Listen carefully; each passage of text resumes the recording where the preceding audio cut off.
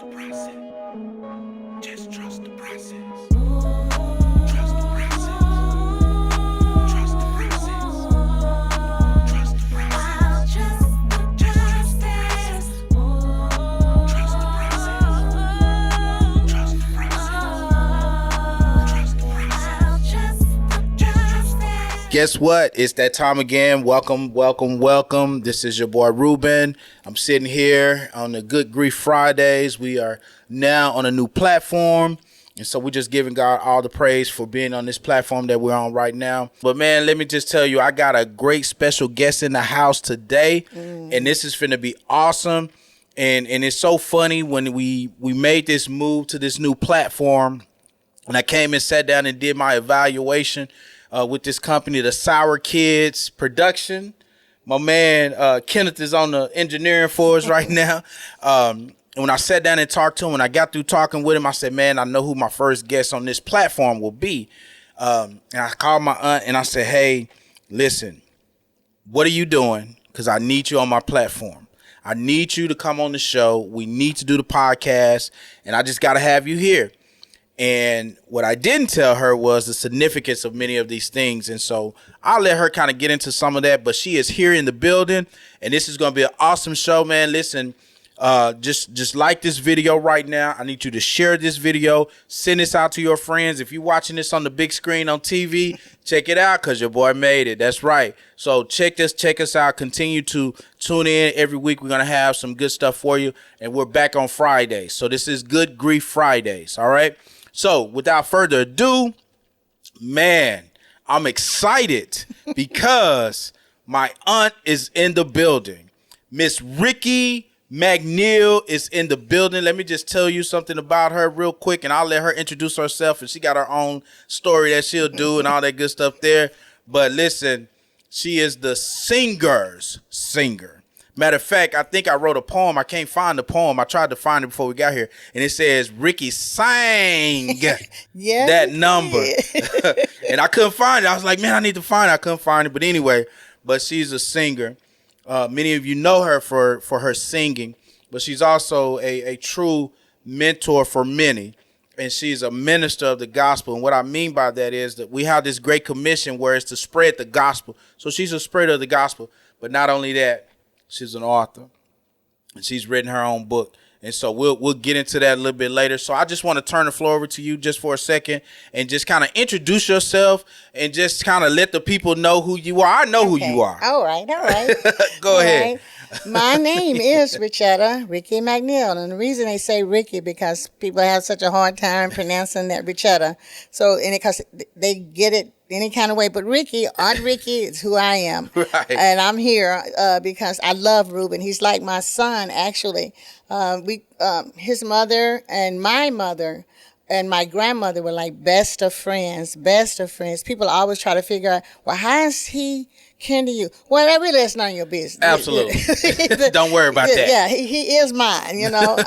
He was raised in the home with my son, Yes. Jeremy Johnson. We called him Jabbo. Yeah. He was raised, all of them in the home, and we made sure Reuben was treated just like I birthed him. I wanted to make sure. Even the spankings, even getting in trouble and the punishments. Yeah, they got me on that because I didn't realize that they decided whenever I whipped them, just cry, and then I would stop. I didn't realize that until later on in life. And they hardly ever got, well, they were good kids. And I'm not saying it because they were mine. They were actually good kids, you know, going to church and loving the Lord. We didn't, we brought them, me being as young as I was with two boys, I did the best that I could, but I wanted to make sure that we instilled Jesus, God, in them. And they had that. I mean, Jabba, my baby, and Reuben, they used to get all their little friends in the neighborhood and walk to church. They'd be walking down the line, you know, like deacons and preachers and stuff going to church, and they enjoyed it.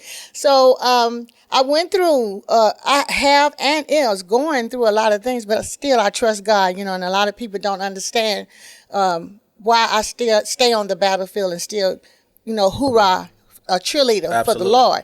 I know nothing else. I don't know how to do anything else but serve God. Yes.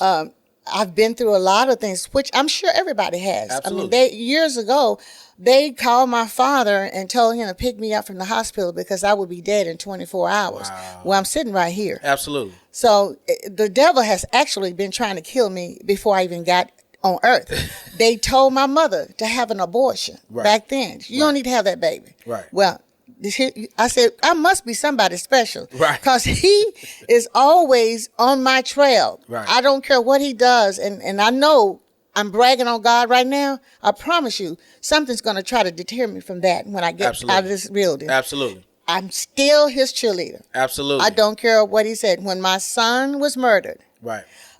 People could try to say, even my grandson, which he never met his father. Right. I had to explain to him, and I'm still explaining to him to this day. Right. He has a hard time with that. How can you love God so much when he took all you had? Right. He's sovereign. Right. He can do what he want to do. Right. And everything that he does has a purpose. Absolutely. What we have to do is learn how to live with that purpose. Right. And accept what God has allowed. Say that again. We have to accept what God allows. They have to live with that purpose. It's a process that you go through. Right. Is it hard? Absolutely. Right. It's very hard. Right. But I still trust God. I don't know nobody else to trust. Right. He still has kept me. Right. Yes, I was angry. And sometimes I have to explain to people, back in the day, I used to say, don't question God. Right. Well, who else is going to answer his doing? Nobody else can answer whatever he does. Right. I trust God to ask him questions. Right. I don't challenge him on his decisions. Right.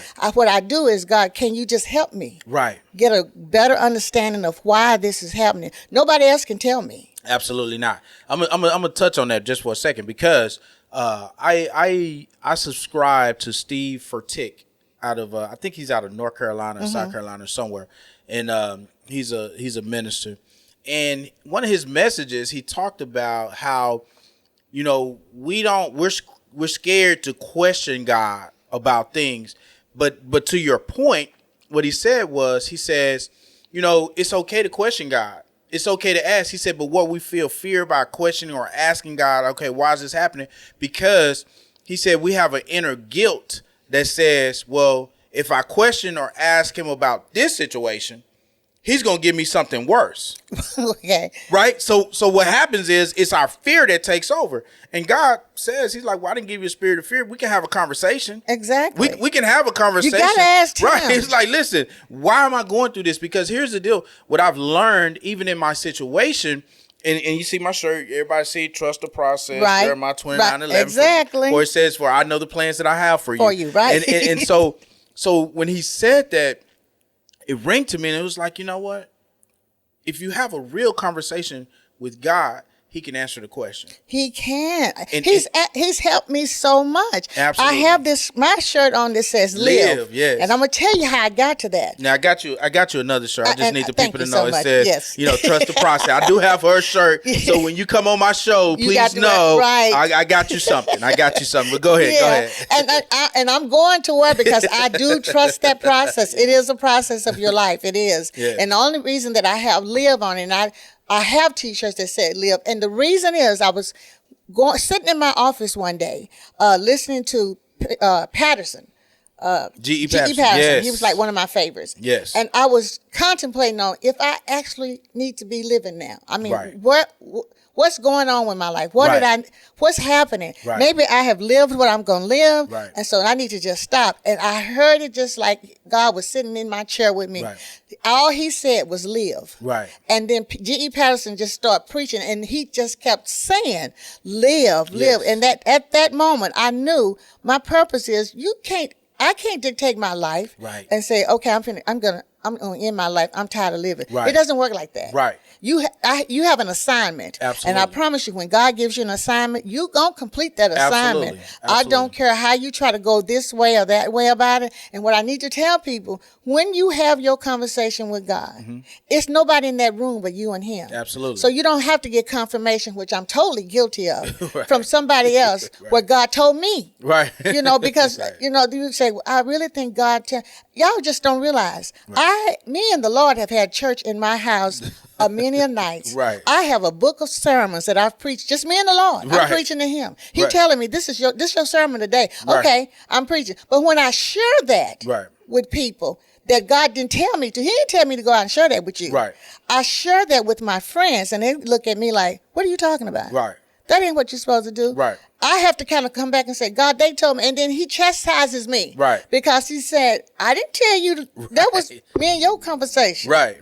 Now, when I get ready to deliver that, Right. I promise you he's going to be with me, and nothing that you say is going to stop. Right. And right. I have to get that in my spirit because I'm still kind of wavery about a lot Right. of things, even my singing. Right. And Reuben knows this. When I get ready to minister in song, I drink Pepto-Bismol, Rolaids, everything. I'm just sick. Right. Because I'm so afraid of what's going to happen. Right. But once I let the Lord, I don't even know you guys are out there. Right. Once me and God get into our sermons Right. and our singing, I don't care what y'all say because I know I've done what I'm supposed to do. Right. Right. And that's what I had to learn Right. through my son's murdering, if Right. you will. I just started saying murder this Right. past year. Right. I never said my son was murdered. Right. I would just say he was deceased. Right. He's deceased. So I want to before we get too deep in there, I want to kind of set the stage for people, Okay. so that they clearly understand what's going on. Now this is recorded, so we're doing this on a day. You're going Right. to see this at a later date. We have a strategic plan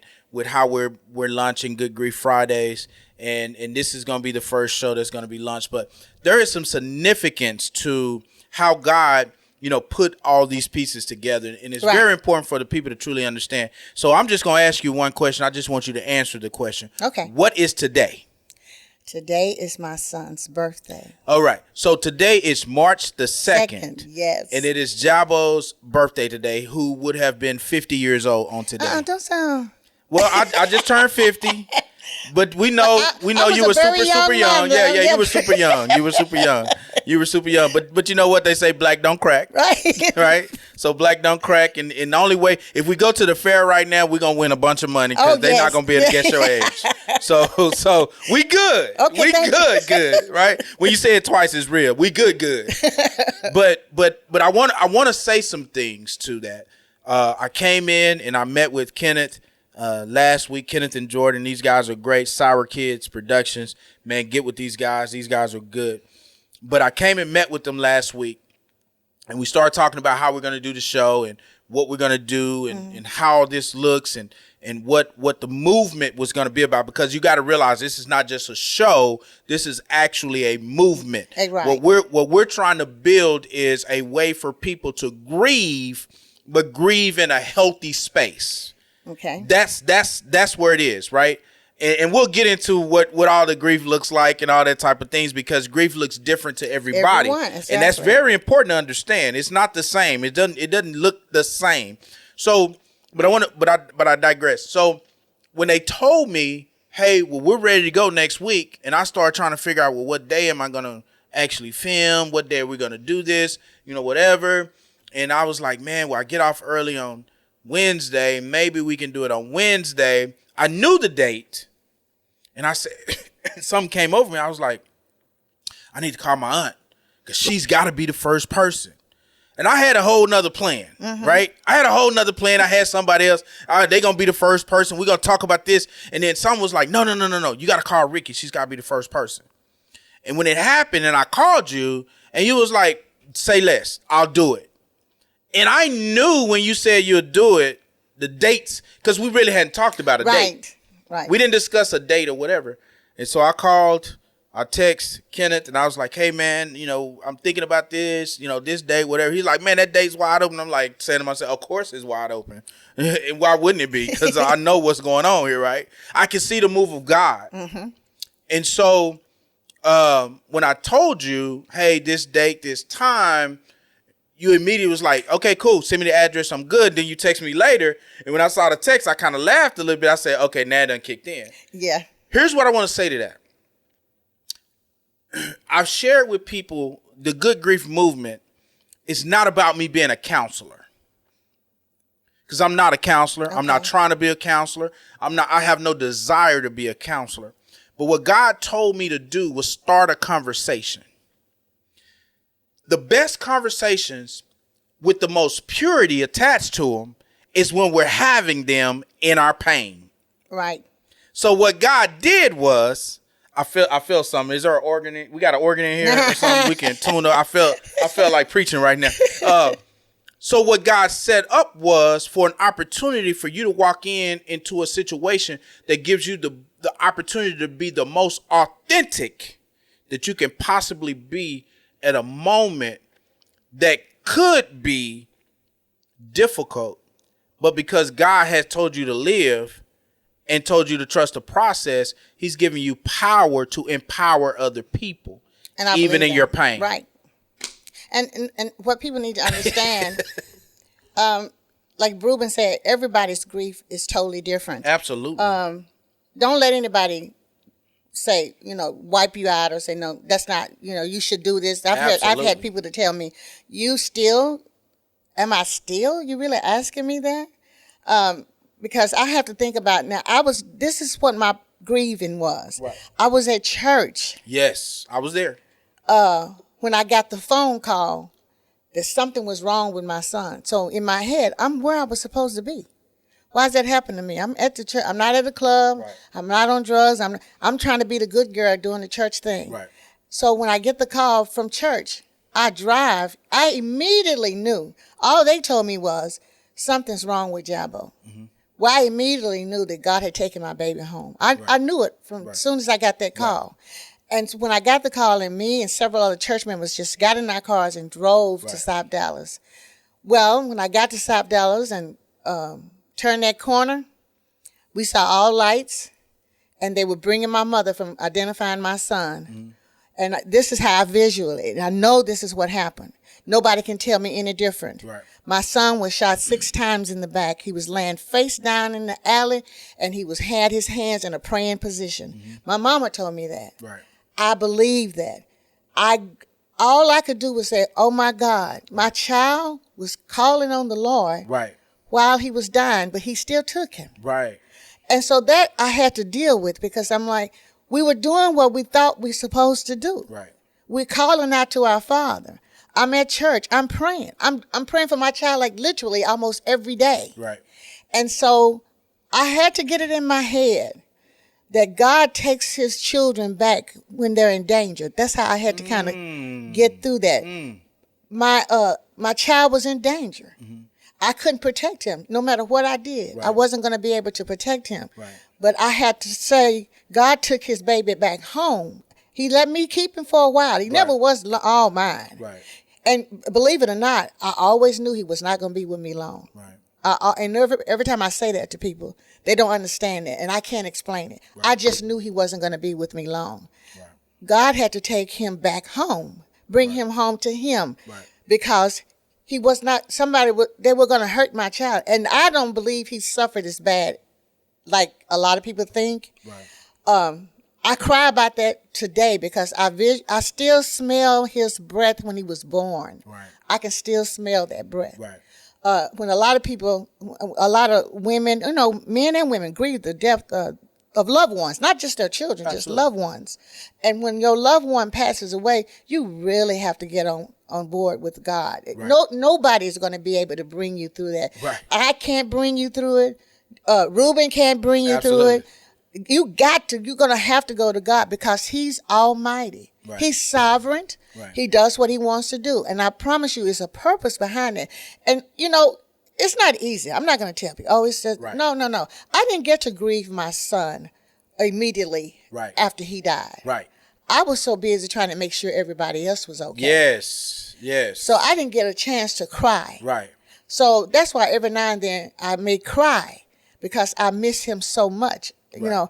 But I didn't get a chance to do any of that, when he was murdered, because he was like everybody's Jabo. Right. My grandmothers, my moms, my sister, my brother, he belonged to them, him and Reuben, and then the best part about it, Reuben told me this story and I believe it. I tell women and fathers, when you know your son or your child is into something, go ahead and accept that and start praying and asking God. Right. That's what I didn't do. I was in denial about the things that was going on with my son. Right. And I would get angry when people say something. But he kept Reuben away from the streets. Right. And that's love. Right. That's his brother. He Right. did not want his brother involved in anything. Right. And we're going to have to watch our children. People, please, when you see your child is going astray, Right. you get on your knees and you start asking, and don't ask everybody to pray. Right. Get you some for real people real that got friends. some connections with the Lord. Right. And start praying, because that grieving is no joke. Right. I have gone to therapists. They couldn't help me. Right. I've gone to my doctors.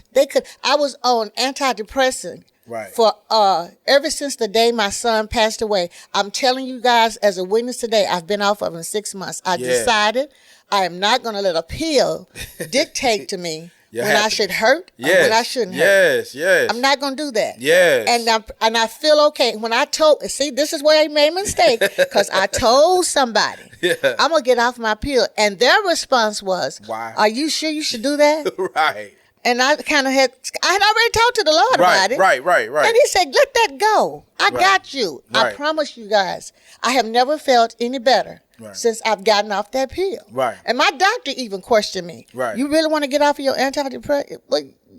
Yeah. Because my pill is the Lord. I keep trying to tell people Right. I'm really a firm believer of God. Nope. I don't care how I joke with you, how I laugh and all Right. that. I believe God. I trust God. I can't make it without him. Right. So when when you going through your grieving and you have to take some antidepressant, take it. Right. Go ahead and get started with that, because you're going to need every fiber of your body Right. to fight through that. You know, and I've this movement has kind of put me in front of a lot of different people for different reasons or whatever. And one of the things that I tell people, you know, and I think what you're really saying, it's okay to feel how you feel. It is. It's okay to feel how you feel. And this is really, you know what, if we really want to be honest, you know, and I hate to even say it this way, but a lot of times in the church, it teaches us, you know, well, hey, well, you know, God's going to fix it. He's going to do this. He's going to, well, he is. But I owe it to myself to accept how I feel. Right. It's And nothing the reason wrong with is, that. if I'm honest with myself, then I can get to a healed space faster. Absolutely. Now, what does faster mean? It means different for many people. Right. They think tomorrow. Right. It's not- It could be 10 years. It could be 20 years. It could be 30 years. It could be whatever. But what happens is our responsibility is to help each other take one step. Just one step. You know, when I did my shirts, you know, because the background on my shirt is my wife was ministering to a group of women. And one of the things that she would say to them after every text message she was saying every day is trust the process. Yep, she and did. So when God started dealing with me on this, and like I said, I don't know where I would have been had somebody not asked me a question. They said, Reuben, well, what does your grief look like? And I was like, well, I don't know. All I know is I'm crying every day. Only place I'm not crying is at work, because I get to engulf myself in work and do everything. But as soon as it's like the showroom clears out, I get in my car, I cry all the way home. I get home, I cry all the way in the house. But that's okay. I do all those things. It is That's okay. But what happened for me was when someone said, what does your grief look like? And I couldn't explain it. I couldn't You can't. I couldn't tell them or whatever. And so I said, hold up. It looks bad, but I think it can look better. Now I don't know what look better looks like, but let me try to do something different. And once I started doing that, then I started praying, because, you know, I'll be honest with you, you know, when your loved one passed away, Right. You're not praying happy. You're is not really happy. not on your list. Right. I'm just giving it. You're just You know, not we happy. can sugarcoat it, and I can get the preachers in here, and we can have this No. what I call crazy conversation, right? We can do all of that stuff there. We can have that conversation, or we can have a real conversation. And the real Absolutely. conversation says, no, I don't feel like praying right now. Yeah, and that's so. But you know, I have to tell people. People they want to do a prayer, you know, and use these extravagant words. Let me tell you, your prayer can just be Jesus and go Right. to bed. Right. He already knows what you Right. need. He already knows Well, what's it says going on with you. he hears our heart. Yes, he knows that already. Right. We getting down and start begging and worrying him about something Right. he already know about. Right. So, you know, just, Right. I have to tell people, Right. stop worrying him. Stop doing things like Absolutely. God knows he don't need no secretary. He don't need nobody need that. But that and I understand because to this day, I'm not gonna lie. I'm like you, Reuben. Sometimes I just go to bed and say, you know, I'm tired. Why is this still going on? Right. I don't understand. But let me say this here. Let me shift gears a little bit here too, because I think one of the things that we can talk about or even visit on or whatever is, you know, your son was a huge. I don't even want to say loss. It was a huge blow. Yeah. It was a huge blow. It Those was are an not the unexpected only blow. It was unexpected, but those are not the only people who have passed that have been, number one, important to you, and because our connection definitely important to me. Right. You know, and even in those differences, and you know everything about me, so even in those differences, there were some that hit this way, you know, some that hit this way, and they hit differently, right? And so we unfortunately have been, and this is going to sound crazy what I'm getting ready to say, we have been blessed to experience different types of grief. Yeah. That's crazy, right? We've been blessed to experience some different types of grief. Because you can help somebody. That's it. Because, you know, my siblings died 6 months apart. Yes. My best friend was my sister. Yes. We did everything together. Yes. We may fight, and 10 minutes later, Yeah.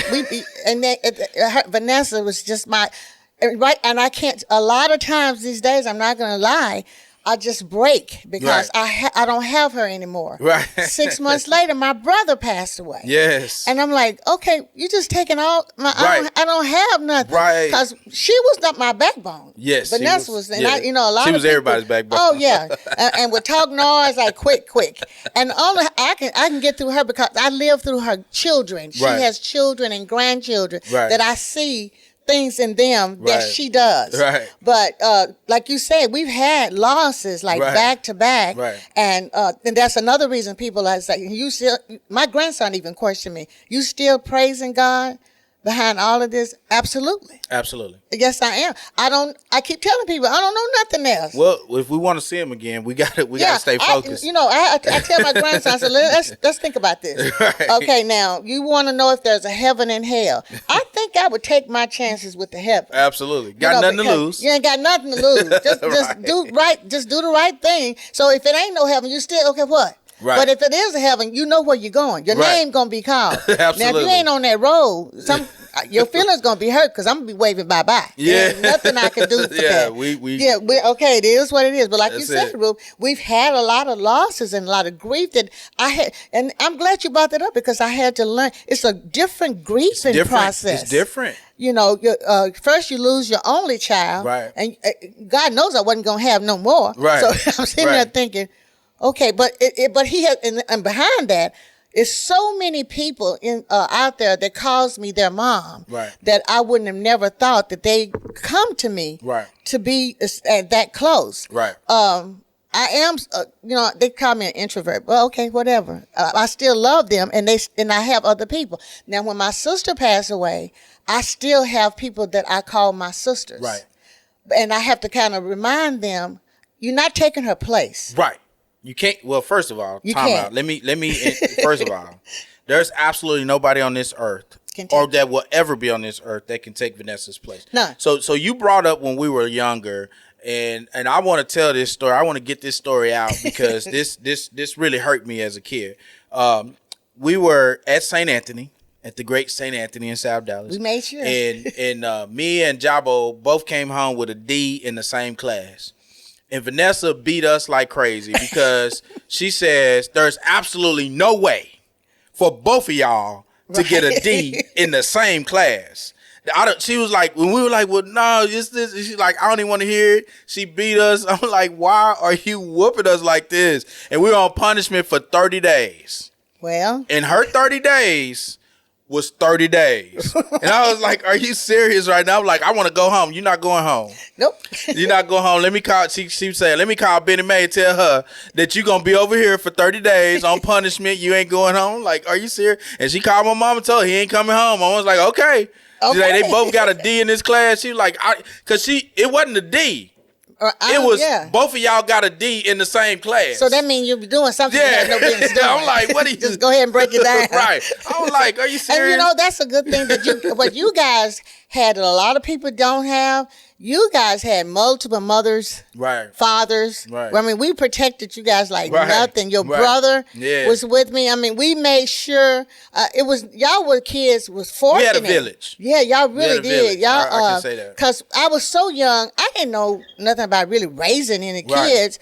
But I had my mother, my dad, my grandmother, your mom, everybody was pitching in. Because your brother and myself were traveling a lot as well. Gospel, we sung with William Bryan and Christ Company. Yeah, I remember. And your brother was the baddest tenor ever. And I'm not saying that because he was my cousin. He could hold down by himself the whole choir. No problem. That's true. And so we traveled a lot. So we had, like you said, the village to help us with the boys. Y'all didn't need a one for anything, but you had rules. It wasn't like you were spoiled and did what you wanted to do. You had rules. Unfortunately, I used to always say, well, I got one good boy that stayed the path. He stayed at the church.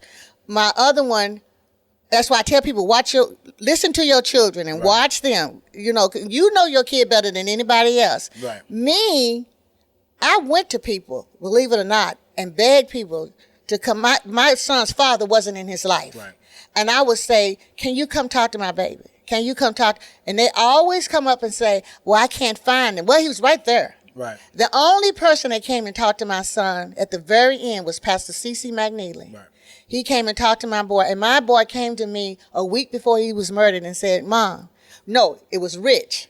That's what he called me. Rich, I'm going to stop this. Right. He said, but I'm going to tell you now, it's going to be very hard because once you get into this, you die out of it. Right. He wasn't lying, but he told me after Pastor McNeil, that's why you got to have somebody, guys, you got to have somebody on your side. Right. And that's God fearing. Right. Not just anybody. You don't want a thug come talk to another thug. Right. You want somebody that's talking to the Lord. Right. Because you got somebody in your child's ear over here, and then you want a good ear over here, somebody over here. You know what I'm saying? So the grieving, like you said, back to that, all of that, I've had my mom, my dad, my sister, my brother, my child. All of those were different grieving. I still think about them to this day. Right.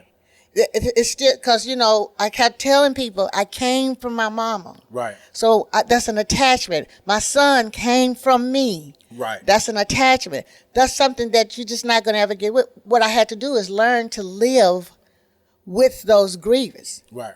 I had to learn how to do that. Right. I have good days. I'm not going to lie. Right. They outweigh, like the song says, they outweigh my bad days. Right. I don't want you to think I'm not going to, like you said, Reuben, there's no time limit. No time limit. On grieving or how long you're going to grieve. It is what it is. Right. And like I have to accept, he's the chief in charge. Yes. That's fact. It is. And if you want to go to heaven and you want to be a Christian and you say you're a Christian, you got to believe what he does.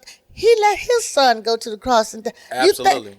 He put, you think that your son is in, I had to kind of think about that when I was thinking, okay, I'm mad. Right. By my child, but he let his son go and die for something that I did. He didn't do it. Right. Something that I did. Right. So I'm gonna be mad. How dare I have that kind of attitude? I'm gonna try to get mad at him because he brought my son back home. Right. He saved my child. Absolutely. That's what I have to look at. Absolutely. Listen, I'm gonna say this here because this hit me in my spirit last night, and I use these words. We use it in the car business. It's called the end justifies the means. However we got to the end, that was a desired end. Whatever means it took to get to that place, then whatever we did was justified. Right. And I'm gonna say this here, in just in relation to Jabo. First of all, he was the most saved person I knew at the time. And when I say that, is because what does love look like? Love says, I'll lay down my life for you. And so when I view him in the standpoint of that this is a person that says that I'm going to take all the pain for you, so don't you get involved. Right. I'm going to handle all of this for you, so don't you get involved. So in essence, when I view a person with so much love in his heart. He really did. Watch this. That the legacy that's being built even on today for him is bigger than he could have ever been. And so many times what God does is he'll remove people because the legacy is too big. And what we have to focus on is we have to make sure that we're still building the legacy. And the way that the legacy gets built is conversations like these. Right. Because now all of a sudden there's somebody that is listening to this podcast that's going to have the same story, but they're not going to have all the information.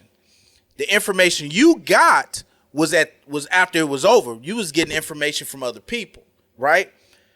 But somebody needs to hear that information right now so that they're able to handle what they're going through. Right. And that's really what this is. God told me to start a conversation. And they got to talk to the Lord. Absolutely. And you don't have to get a confirmation on what God tells you. Absolutely. Whatever he tells you, he told you. Absolutely. And you have, and I always tell people, I really firmly believe that an angel follows me everywhere I go. Absolutely. And everybody has that voice. Absolutely. It's telling you, no, Ricky, that's not the right thing to do. Right. But we want to challenge it. Right. Stop challenging it. Right. That's what God has got his angels out helping him to help you. He doesn't need our assistance. Absolutely. And you know, your grieving, it's okay. It's okay. And if you cry, okay. Cry. Just cry about it. You know, I mean, I don't cry like I used to. I'm not gonna lie. Right. I was like Reuben. You know, I was cry every time I thought about something. I just start crying. You know, I thought, well, I'm gonna lose my mind. Right. You know, but you're missing a loved one. Right. And you know, once they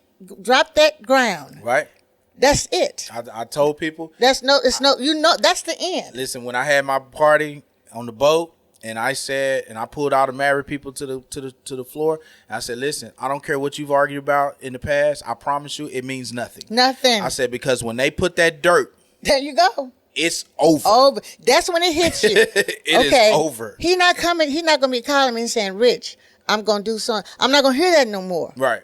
And, you know, I used to try to say back in the day, they had the recording where you had to, well, I couldn't save it. I tried my best to save that thing so I could hear his voice. Well, in my head, God had to tell me, why are you going back to that? Right. Let that go. Right. You'll hear him. Right. You'll hear him and you'll see him soon enough. Right. Stop trying to go back to that. Right. So I had to letting go is the hardest thing for me. Right. To let go of things. I had to just kind of say, no, I can't do that because I wanted to I keep remembering good. Right. I go way back when he was a little boy. Right. When he was birthed, you know, when nobody at the hospital but me and my mom. Right. And I got mad when I saw him. I laugh about it all the time because when they showed him to me, I just broke into tears. Right. And my mom said, well, what's the matter? I said, he looks like his father. So she said, oh, my God, I thought it was really something wrong. But I just think about all of those things. Right. And Christmas was his favorite holiday. Right. And he got that from me. I got it from my mom. Right. And I haven't really celebrated Christmas since my son has been murdered. I have never, I just kind of go through. I won't put up a tree or anything. I bought a tree 2 years ago and said, I'm going to put up a tree this year. Well, it's still in the box. But I promise whoever's listening to that, I'm going to get past that. Right. Because that was his favorite holiday. Right. And I want to celebrate him. Right. You know, I had him all those years. Let me tell you guys, when you got somebody that you love in your life, don't misuse that. Right. Say that again. Say that again one more time. When you have a loved one, someone you say you love them, don't mistreat them because you don't know how long that they're going to be there with you. Right. Because like Ruben and I say, once they go, it's a wrap. It's a wrap. It ain't no, well, I'm going to get a duplicate. No, there's no duplicate. There's no duplicate. You're not getting nobody else. That's it. All of my loved ones are gone on earth. Right. But in spirit, they are with me. You know, some people think I'm crazy, but I hear my sister talking to me. Yeah. Especially when I do something stupid. What she's saying. Yeah, when I do something stupid, oh yeah, she's off the chain, and I laugh about that, and I have to kind of say, oh, okay, that was kind of crazy. Let me back away from that. You know, so I remember, I know what she was saying. Yes. I know what she was saying. Yes. She has a granddaughter that's exactly like her, mouth and all, and so I know what she's going to say. I know what my brother would say. Before my brother passed away, he had chastised me about my calling that I was trying to talk to him about. Right. And he called me on his deathbed and said, come to the hospital right now. Right. And he was in Odessa. I was very afraid to go because I thought he was getting ready to tell me goodbye. Right. And I didn't want to hear that. I Right. just did not, I wasn't ready to let Right. him go. And when I went there, he said, I just want to tell you, whatever God tells you to do, that's what you need to do. Right. And stop listening to me and anybody else. You don't owe us any explanation Right. on what God tells you to do. Right. And that really, really helped me. I loved my brother so much. I mean, I just Right. loved my family. We Right. were like, we loved our family. Absolutely. It didn't matter. We was like a village. Everybody was at my daddy's church. Everybody was uncle somebody or aunt somebody. Right. So we didn't know the difference. Right. We loved everybody. Right. So the grief process, like Reuben is telling you, everybody's going to handle it different. It's like a stage. Yeah. Steps that you take. Right. Like when you're alcoholic, you got to go into a program and they tell you this is step 1. Right. This is step 2. Well, the grieving is the same thing. Right. So when people call me, I need to know, where are you? Right. With your grieving. Tell me Right. where you are. Right. And then I'm going to walk you through it. I am a certified Christian counselor. Right. I don't use it Right. like I should. But if somebody calls me, Right. Reuben will I'll tell you what works for me. Right. I don't know what will work for you, but let's talk about this. Right. Let's find some scripture. You can Google scriptures now, so there's no excuse Right. for you not to be able to say, I don't know where it is in the Bible. Right. You can Google it. Yeah, go in there and say, God, I'm hurting. Absolutely. Something's going to come up and say, well, read this scripture. So Right. everybody got some kind of way, because I'm going to lead you to God no matter what. I'm not going to Absolutely. say, you need to go talk to Dr. So-and-so. Mine is Dr. Jesus. I'm sorry. That's who who gets me through. Right, and right. when I tell you, when you call me and say, this is really bothering me, Ruben will tell you, I get a lot of phone calls. I got them on my job. The doctors would come in there and talk to me. I Right. would think to myself, why are you coming in here talking to me? Right. We need to be working. Right. But I had to realize, God said, sit down and listen. Right. They got to tell you something. Right. And you can tell them how. And I would always say, right, I'm praying today for somebody at Parkland that's going through some changes on their job. And Right. they say, every time they call me or text me, my first thing, we're going to ask the Lord what we need to do. Absolutely. Because I don't know what to tell you to do. But whatever happens, that's his plan. Yes. And process. Yes. So whatever happens in your grieving, that's his plan. Yes. And we got to go with his plan. He ain't going to change his mind. I can tell you that right now. At all. Once he say, this is how we going to do this. This is it. That's how it's going to This do. how we You can rolling. bargain all you want. I'm sure Jesus probably asked him. Now, do I really have to go to the cross? Well, he did. He said, take this cup from me. That's what I'm saying. I'm sure he said, why have you forsaken me? okay, what is going on here? Right. What did I do? Right. And guys, every time a preacher preaches the Right. cross about going to Calvary, I break. Right. Because I can't phantom me going up there and stretching my arms out and you nailing me and laughing and spitting on me for something that I didn't do. I can't see why people don't see that. Thorns in his head. Yeah. Blood. You can't see that. Yes. And then you want to know why you grieving? Right. His dad is looking at him. Yep. So you got to realize, I had to kind of say, okay, I need to step back. Yeah. I know my son was shot 6 times in the back. Yes. I know my son was laying face down in the mud with his hand. Yeah. That's a hard thing to visual. Right. So I had to go back and say, God looked at his baby Right. taking a hit for us. Right. And I can feel that pain. Right. I know I can't compare the two.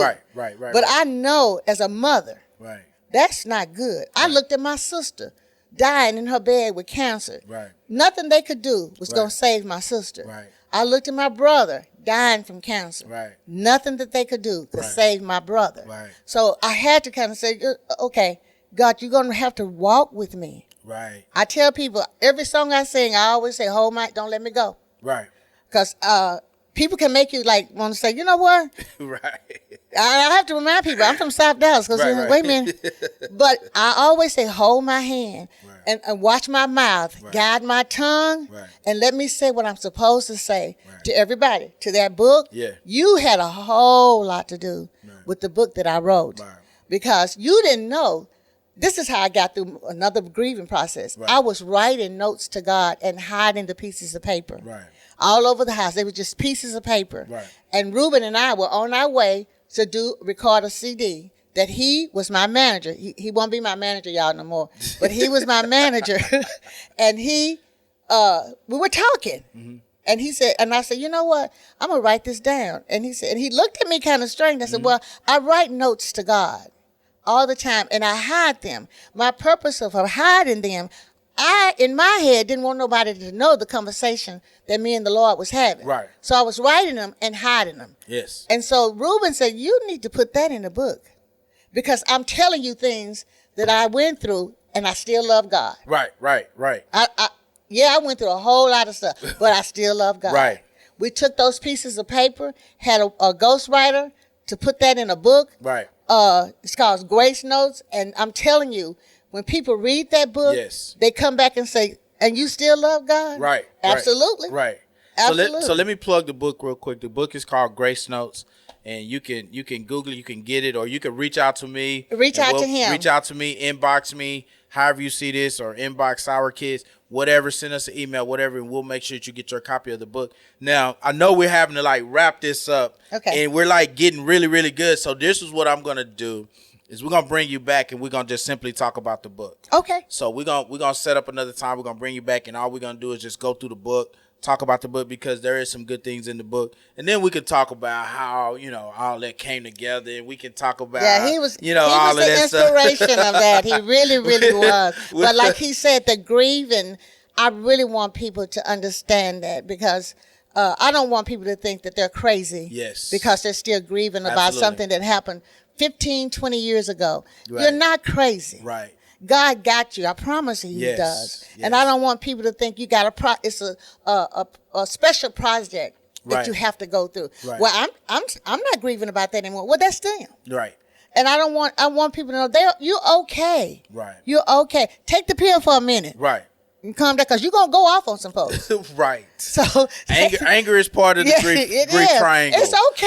It's okay. So anger is in there. So yes, it's okay. Yes. So like I said, I've gotten to a point in my life. I try to say, God, before I say it, before I sing it, before I think it, please be with me in my thoughts, my singing, my saying. Yes. Because I don't want to lead anybody wrong, and for some reason everybody's coming to me. Yes. So He's sending them to me. So with Him sending them to me, I want to be sure I'm telling them, thus said the Lord. Yes. Not thus said Ricky. Yes, absolutely. Listen, first of all, as we wrap up here, I am excited that you came today. Thank you so much. I love you so much for accepting the invitation. And I did share with you, I was like, man, I can't really see myself going into this new platform without you being a part of it. So that means so much to me that you're here. And I know that this is going to bless so many people. I pray mark that my it does. word, we're coming back in a few weeks. Let me get the schedule down. We're gonna come back, and all we're gonna talk about is the book, and that he had to do with it. we're gonna talk about the book, and we're gonna delve into that. And I think there's so much rich information in there that will help people who are going through some of the things that you have been through. I'm gonna say that again, that are going through some of the things that you have been through. And so God has definitely positioned you to be a vessel to be able to share your testimony. The Bible says we're overcomers by the words of our testimonies. And what that truly means is that the more that you talk about what you've been through, one, you get to a more healed place. Absolutely. Two, you're able to help somebody else who's coming along the way. And talk to somebody that's enriched in your life. Absolutely. Sour Kids Production.